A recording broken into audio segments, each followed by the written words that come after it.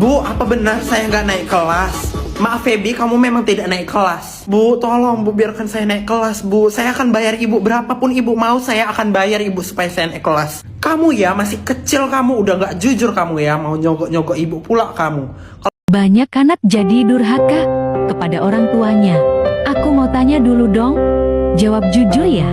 Siapa orang yang melahirkan dan merawat kalian? Yang jawab, semoga orang tuanya diberi kesehatan dan umur panjang selalu. Amin. Jangan lupa follow, like, komen, dan share ya. Terima kasih. Kalau bukan karena murid Ibu, Ibu bakal laporin kamu ke pimpinan. Tapi ya udah nggak apa-apa karena kamu murid Ibu. Mana uangnya sini? Biar Ibu buat kamu naik kelas.